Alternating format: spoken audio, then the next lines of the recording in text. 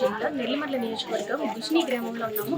ఇక్కడ తేజ్ నాయుడు అనే ఒక విద్యార్థి 16 సంవత్సరాలు. అప్పటి వరకు కుటుంబ సభ్యులతో సంతోషంగా గడిపాడు. ఫ్రెండ్స్తో బయటికి వెళ్తాను, క్రికెట్ ఆడడానికి వెళ్తానని చెప్పి వెళ్ళి సరదాగా ఫ్రెండ్స్తో అప్పటి వరకు గడిపాడు, వెళ్ళాడు. అయితే ఒక్కరు చేసిన తప్పిదానికి ఈ విద్యార్థి అయితే యువకుడు అయితే ప్రాణాలు కోల్పోయాడని చెప్పొచ్చు.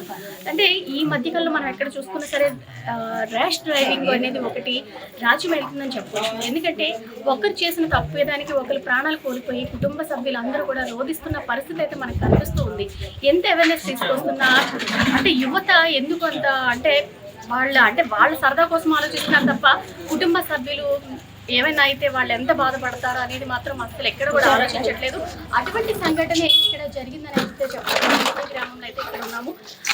వాళ్ళ కుటుంబ సభ్యులు అయితే తీవ్రంగా రోధిస్తున్న పరిస్థితి అయితే కనిపిస్తుంది. ఎందుకంటే చిన్న అబ్బాయి 16 సంవత్సరాలు ఇప్పటి వరకు కూడా ఇంట్లో సరదాగా ఉన్నాడు. ఈ లోపు అయితే ఆ అబ్బాయి అంటే రోడ్డు మీద బైక్ మీద వెళ్తూ ఆ అబ్బాయి ఏంటంటే అంటే డ్రైవింగ్ చేస్తున్నప్పుడు సరిగ్గా వెళ్ళకపోవడం వల్ల బండి స్కిడ్ అయ్యి రోడ్డు మీద పడిపోవడం, తలకి దెబ్బ తగ్గడము.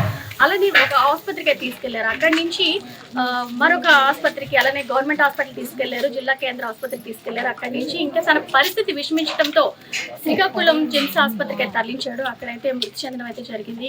చూస్తున్నారు కదా, ఇది చందక నాయుడు. అంటే ఆర్గన్ డొనేషన్ కూడా ఆ అబ్బాయి చనిపోయిన తర్వాత చిన్న వయసులో ఆ యువకుడు మృతి చెందడం బాధాకరం. నిజంగా ఆ కుటుంబం అంత బాధలో కూడా ఆ యువకుడి తేజ్ నాయుడు ఆర్గాన్స్ అయితే డొనేట్ చేయడం జరిగింది. ఇది ఆ అబ్బాయి డొనేట్ చేసిన తర్వాత వచ్చిన సర్టిఫికేట్. ఇదైతే కుటుంబ సభ్యులు చూపిస్తూ నిజంగా చాలా బాధ అంటే వర్ణించలేనిది అనమాట. వాళ్ళు చెప్తున్నది అంటే మా బ్రదర్ లేకపోయినా సరే మేము మరొకరిలో మేము చూసుకుంటాము అనే విధంగా వాళ్ళ బ్రదర్ కావచ్చు ఇది చూపిస్తూ మనతో చెప్పడం అయితే జరుగుతుంది. నమస్కారం అండి, నా పేరు చందక రమేష్.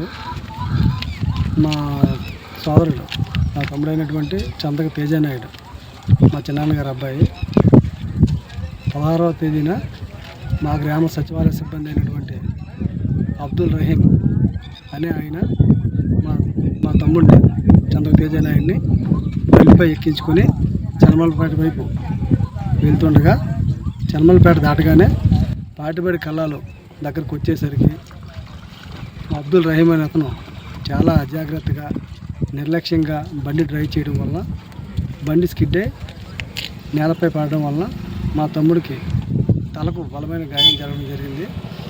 వెంటనే మా గ్రామ సమీపంలో ఉన్నటువంటి సతివాడ పిహెచ్సికి వారి సహాయంతో పిహెచ్సికి తీసుకెళ్ళడం జరిగింది. అక్కడ వైద్యులు ఫస్ట్ ఎయిడ్ చేయగా పరిస్థితి విస్మరించడంతో విజయనగరం మహారాజా ప్రభుత్వ హాస్పిటల్ తీసుకువెళ్ళమని డాక్టర్ గారు చెప్పడం జరిగింది. అక్కడ స్కాన్లు డాక్టర్ గారు విజయనగరం మహారాజా హాస్పిటల్లో ఫస్ట్ ఎయిడ్ చేసి స్కానింగ్లు చేసి వాటి రిపోర్ట్లు చూడగా పరిస్థితి చాలా విషమించింది. కాబట్టి వైజాగ్ కేజీహెచ్ హాస్పిటల్కు రెఫర్ చేయడం జరిగింది. కాబట్టి అప్పుడు మేము అప్పటికే మా తమ్ముడైనటువంటి చందక తేజ నాయుడికి ఆరోగ్యం బాగా విషమించడం వల్ల అంత దూరం జర్నీ చేస్తే మా తమ్ముడికి ఏదైనా జరగడానికి ఘోరం ఏదైనా జరుగుతుందనే ఉద్దేశంతో మేము వెంటనే విజయనగరం ధర్మపురం రోడ్లో ఉన్నటువంటి కాస్ట్లీ హాస్పిటల్ ప్రైవేట్ హాస్పిటల్లో అడ్మిట్ చేయడం జరిగింది. అడ్మిట్ చేయగా డాక్టర్ గారు మా తమ్ముడిని పరిశీలించి సంబంధిత ఎక్కడైతే గాయమైందో బుర్రలో దానికి సంబంధించి స్కాన్ రిపోర్ట్లు తీసి ఇమీడియట్గా ఈ అబ్బాయికి సర్జరీ చేయాలి. సర్జరీ చేసినప్పటికీ కూడా బతుకుతాడు అన్న గ్యారంటీ అయితే మేము ఇవ్వలేము. దానికి మీరు సిద్ధపడితే మేము ఆపరేషన్ కొనసాగిస్తామని చెప్పడం జరిగింది. మేము వెంటనే మా అదృష్టం ఏదైనా ఎలా ఉంటే అలా ఉంటుంది, తక్షణమే సర్జరీ చేయండి అని చెప్పి డాక్టర్ గారితో సర్జరీ చేయించుకున్న తర్వాత అయినా సరే మా తమ్ముడి ఆరోగ్యం మెరుగుపడలేదు. ఎందుకంటే అప్పటికే బుర్రలో హెడ్ ఇంజ్యూరీ అయ్యి ఓవర్ బ్లీడింగ్ అయిపోవడం వల్ల పూర్తిగా హెడ్ డ్యామేజ్ అయిపోయింది. కాబట్టి డాక్టర్లు మీ తమ్ముడిని బతికించలేమని చెప్పి మాకు తెలియజేయగా మా చిన్నాన్న, మా పిల్లిగారు, మా కుటుంబ సభ్యులందరం కూడా అందరం కూర్చొని ఆలోచించి మన బాబు చనిపోయే పరిస్థితిలో ఉన్నాడు.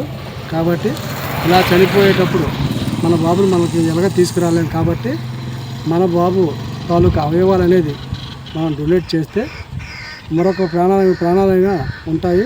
ఆ పేరు మనకు ఉంటుంది. భగవంతుడు మనల్ని ఎప్పుడు చూస్తారు కాబట్టి మన బాబు తాలూకు అవయవాలని డొనేట్ చేయాలని మా కుటుంబ సభ్యులు, మా చిన్నన్న, మా పిన్ని గారు తేజ నాయుడు వాళ్ళకి అవయవాలను డొనేట్ చేయాలని నిర్ణయించుకొని సంబంధిత హాస్పిటల్ డాక్టర్ గారు తెలియజేశారు. సంబంధిత హాస్పిటల్ డాక్టర్ గారు డొనేట్ ఎవరైతే ఉంటారో వాళ్ళకి ఇన్ఫామ్ చేసి వాళ్ళు వచ్చి మాతో మాట్లాడడం జరిగింది. మేము మనస్ఫూర్తిగా ఇస్తున్నామా లేదని మమ్మల్ని అడగడం జరిగింది.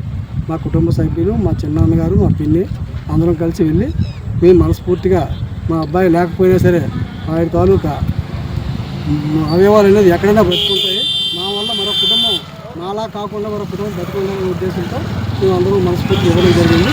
దాని నిమిత్తం వారు ఏం చేశారంటే మా తమ్ముడు చంద్ర తేజ నాయుడిని ఇక్కడ నుండి శ్రీకాకుళం రాఘోలు జెమ్స్ హాస్పిటల్కి రిఫర్ చేసి అక్కడ అవయవ దానం అనేది చేసి ఈరోజు ఇక్కడికి తీసుకొచ్చి శవపంచనామా చేసుకుని ఈ కార్యక్రమం చేసుకుంటున్నామండి. ఇలా మా చిన్నన్న, మా పిన్ని గారు కూలి చేసుకునే రైతు కుటుంబం కాబట్టి వాళ్ళు ఒక చేతికి అందొచ్చిన కొడుకుని కోల్పోయారు. చాలా ఆర్థికంగా కూడా చాలా ఇబ్బంది పడి లాస్ అయ్యి ఉన్నారు.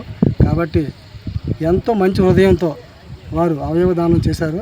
కానీ ఎవరైనా సరే మంచి హృదయంతో వారి కుటుంబానికి తోడుగా ఉండాలని కోరుకుంటూ సెలవు తీసుకుంటాం.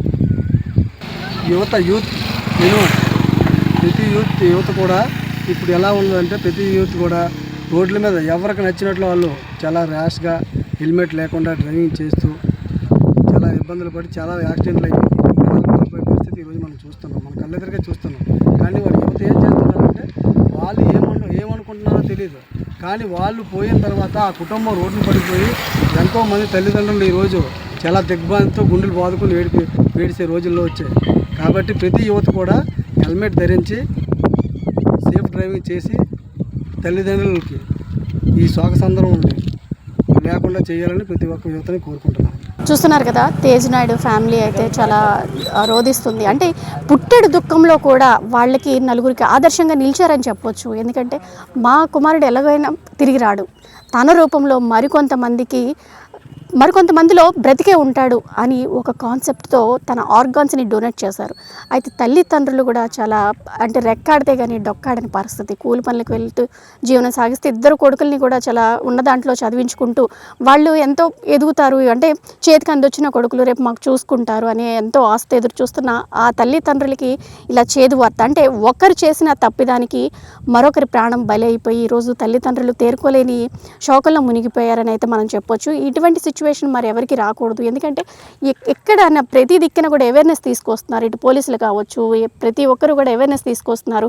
హెల్మెట్ పెట్టుకోండి, అమ్మ జన్మనిస్తే హెల్మెట్ పునర్జన్మనిస్తుందని పోలీసులు పదే చెప్తున్నా సరే హెల్మెట్ పెట్టుకోకుండా యువత ర్యాష్ డ్రైవింగ్ చేస్తూ ఎంతోమంది ప్రాణాలకి బలి తీసుకుంటున్నారని అయితే మనం చెప్పొచ్చు. ఇది అంటే ఈ తల్లిదండ్రులకి ఎలాగ కుమారుడిని అయితే తిరిగి తీసుకురాలేము, కానీ మరొకరి ద్వారా ఇటువంటి మంచి మెసేజ్ వీళ్ళు ఇచ్చారు. అంటే ఇలా కొడుకు ప్రాణాలు కోల్పోతున్నా సరే ఆ దుఃఖాన్ని అంతా పంటి బిగున పెట్టుకొని మా కొడుకు ఆర్గాన్స్ కూడా 10 మందికి డొనేట్ చేస్తే మా కొడుకు బ్రతికే ఉంటాడు, అది చాలు మాకు అనేసి తల్లిదండ్రులు అలానే కుటుంబ సభ్యులు కూడా మంచి నిర్ణయం తీసుకున్నారని అయితే చెప్పొచ్చు. అంతేకాకుండా తల్లిదండ్రులకి ఎవరైనా సరే, ఎందుకంటే వాళ్ళు కూలి పనులు చేసుకుంటూ జీవిస్తున్నవారు, వాళ్ళకి ఎవరైనా సరే సపోర్ట్ చేయాలి అంటే వాళ్ళకి అప్రోచ్ అవ్వచ్చు, మన సుమన్ టీవీ ద్వారా కూడా అప్రోచ్ అవ్వచ్చు. నిజంగా ఇది చాలా బాధాకరము. ఎందుకంటే కొడుకు 16 సంవత్సరాలు, ఇంకా తనకి మంచి భవిష్యత్తు ఉంది. ఇంకో కొడుకు అయితే చిన్నోడు, ఇంకా తనకి ఏమీ ఎడ్యుకేషను అనేది ఏమీ లేదు, అంటే ఇంకా పూర్తిగా తెలియదు. మనం చూసుకుంటే వాళ్ళ చిన్నోడు అన్నమాట. ఇది సిచ్యువేషన్. మరి మన సుమన్ టీవీ ద్వారా 10 మందికి అలా మంచిని చేస్తూ, లేదంటే వాళ్ళకి ఎవరైనా సపోర్ట్ చేయదలుచుకున్న వాళ్ళు కంపల్సరీగా సుమన్ టీవీని అయితే అప్రోచ్ అవ్వాలని అయితే కోరుకుంటున్నాను. సీమ, సుమన్ టీవీ, విజయనగరం.